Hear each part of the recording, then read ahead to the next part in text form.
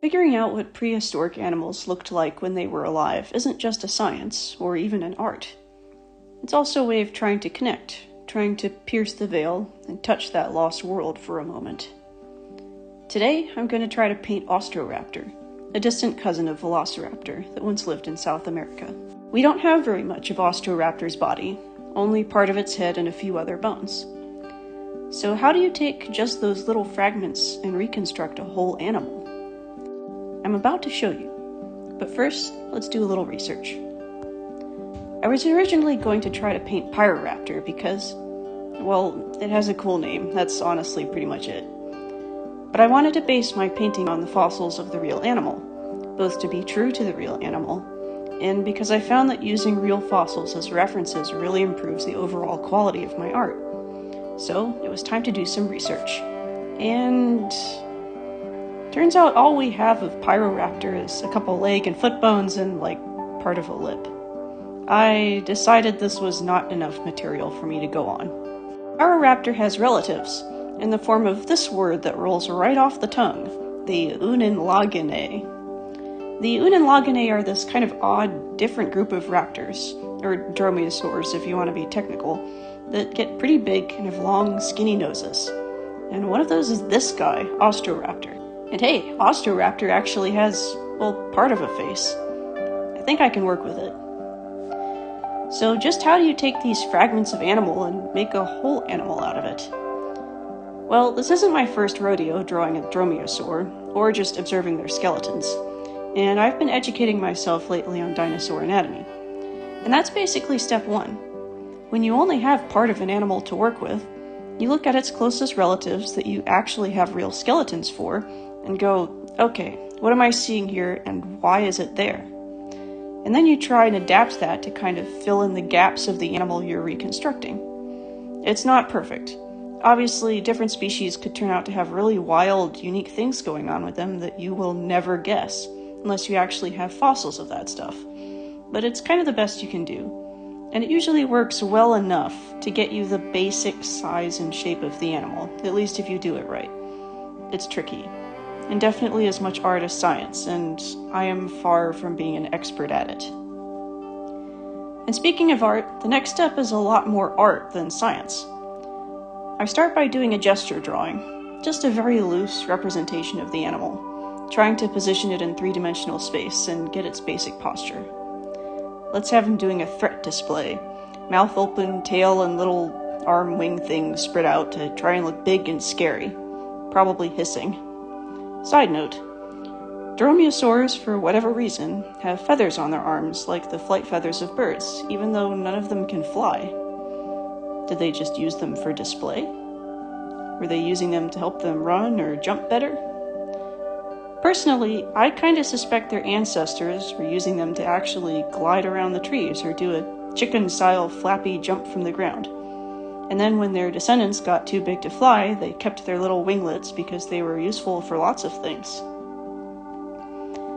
Now it's time to zoom in and refine, and that means looking at the fossils again. The head is the most important part. It's the most distinctive thing about an animal.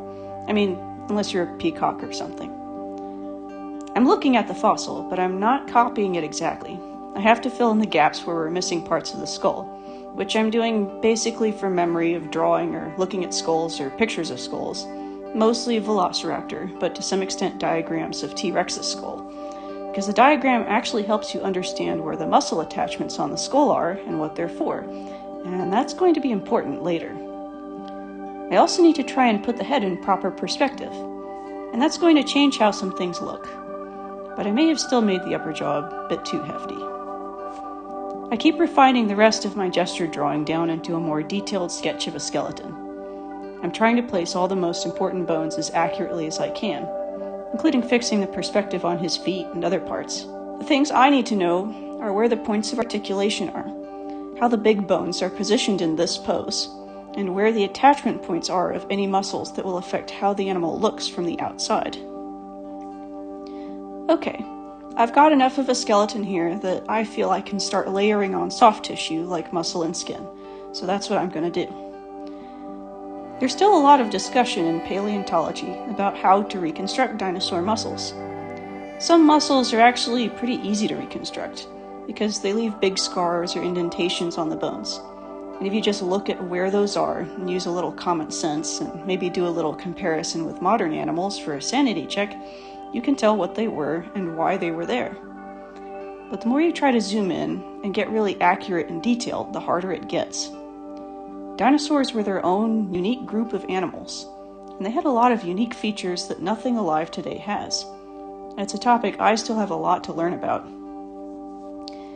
I've been thinking about maybe doing a video or series on dinosaur anatomy, and maybe their family tree too. Let me know in the comments if that's something you'd be interested in. Now that I've got muscles in place, the next layer is integument, so skin, feathers, scales, and so on. I'm giving this guy a naked snout, kind of like a bird's beak, because that's what's always seemed intuitive to me since I learned as a kid that dinosaurs had feathers. And it seems to be the case for dinosaurs with preserved feathers that they have skin or scales on their noses. Dinosaurs had scutes on their legs, just like birds.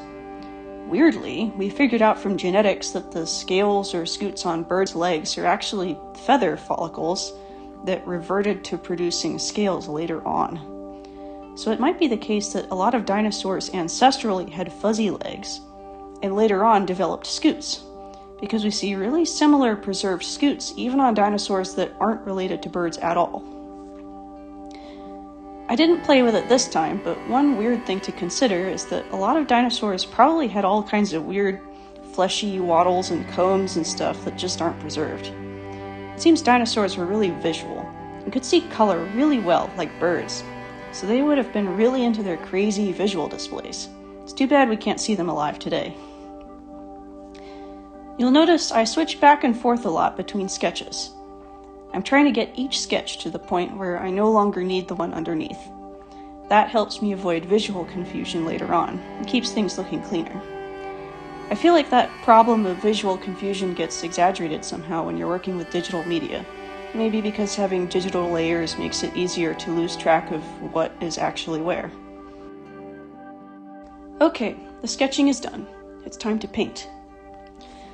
I picked out a kind of sky-colored tone here because my thinking was, if most of the lighting on my painting is going to be from a blue sky, then that should be the undertone.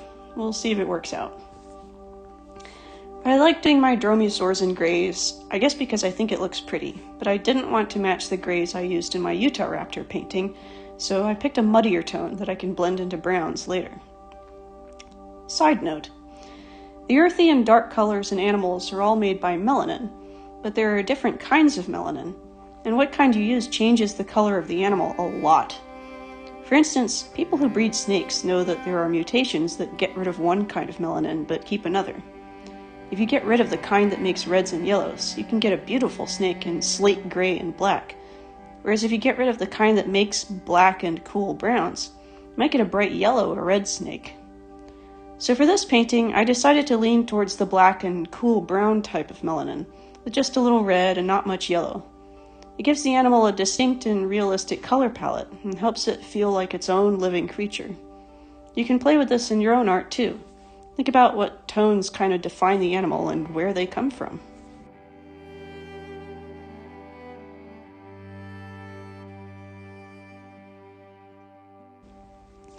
I decided to give him a chin strap, kind of like a penguin, because I guess I'm into that right now for some reason. I didn't really have a plan for what pattern he should have, and I also didn't think super hard about the texture of the feathers covering the body. I've ended up giving him very cat-like stripes on his body. I think I just discovered a technique for making these and liked the way they look, so I went for it.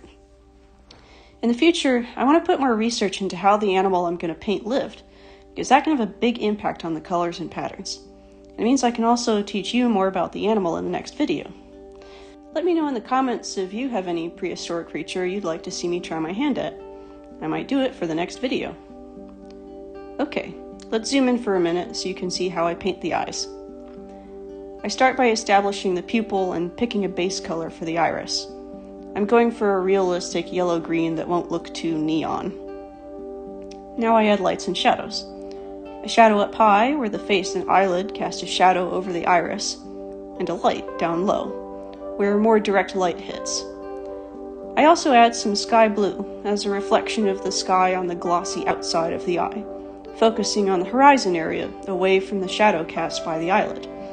I am leaving this alone for now, but we'll come back to it later and refine it further. I do a bit more to refine the shadows on his body and accentuate his three-dimensionality, and now I feel like it's time to give him a background.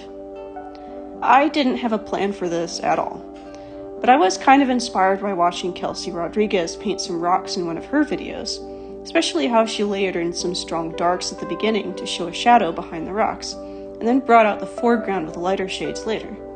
And I also had been seeing what some people in a plein air group I go to were doing, and was inspired by some of that. At my plein air group, I've been working on trying to learn to draw plants, so everything I learned from all that was fresh on my mind. You might imagine the time of the dinosaurs was mostly cycads and pine trees. By the Cretaceous, when Austroraptor lived, the world had been taken over by angiosperms, the flowering plants. There were tons of flowers and flowering plants by then, so I filled the scene with little flowers and the kind of weeds you might see today. There were also grasses in the Cretaceous, though they didn't seem to fill up huge plains and savannas like they do today. Maybe they grew more like those big decorative grasses you see outside office buildings sometimes, in clumps and little stands. I add a touch of sky blue in the background to give it depth, and show the embankment receding into the distance. It also shows that this is kind of a humid climate, although I don't know if that's correct for where Austroraptor lived or not. Like I said, I still have a lot to learn. At this point, I faced a little internal struggle.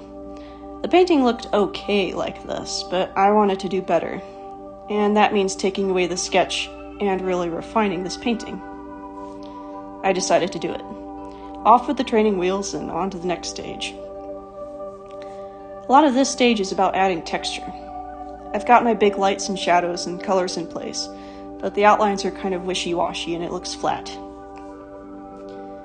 I'm both adding feathers and refining my shadows and color patterns as I go. I'm also strengthening the outline so it's more defined from the background and looks less like a paper cutout, although here I'm kind of doing it the lazy way, going all around with a dark color. I will improve that later on, though. Locking down the outlines of feathers does a lot for the realism of the arms and tail. I'm using a smudge tool to draw out and soften the sharp lines I've drawn to add texture, as well as pulling out the edges so it looks more like fur. Why fur? Well, dinosaurs had lots of different types of feathers, including some types that birds don't have today. A lot of dinosaur feathers were basically just a single little plume, a lot more like fur than what you'd normally think of as feathers. I don't know what the research suggests right now about which dinosaurs might have covered their bodies with complex bird-like feathers versus more fur-like feathers. It's another thing I need to learn more about. Maybe Austroraptor was actually covered head to toe in veined feathers like a bird. I don't know. I'm going back now and really refining those lights and darks to really show off the three-dimensional shape and make the edges of the animal I'm painting look more natural. Light collects where there might be direct sunlight, of course, but it also gets reflected from the sunlight hitting the ground, bouncing up to the raptor's chin or wingtip, and then back to the ground again. Light in real life is very dynamic and subtle. Getting it right is kind of the key to making good art, at least from a technical standpoint. Alright, I said earlier we'd come back to the eye, so here we are. I start by darkening the shadow cast by the eyelid, and also just adding more depth and texture around the eye. Then I make it stand out more and look more reflective and alive by lightening the lit area at the bottom with a sunny yellow-white and deepening the shadow above with a blue-green. Then I add one final highlight, a reflection of the sun on the surface of the eye in a bright white. I use that same yellowish white to add more highlights where the light is really reflecting off the feathers, both off the surfaces, like around the shoulders, and out of their depths, where there are lighter patches on the body between the stripes, bringing out those light spaces and making that pattern bolder and prettier.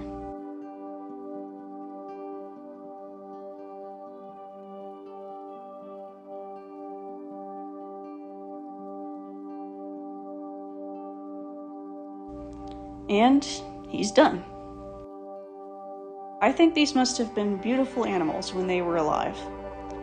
The more we learn about them, the more we can glimpse what they were truly like, and what their world was like.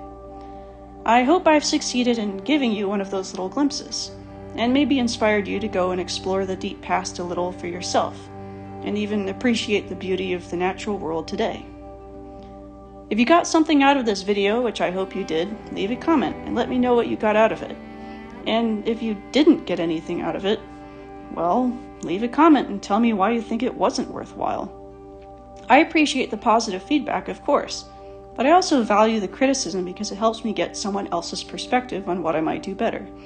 So don't be shy. Tell everyone how you really feel. Thanks for watching. See you next time, and God bless.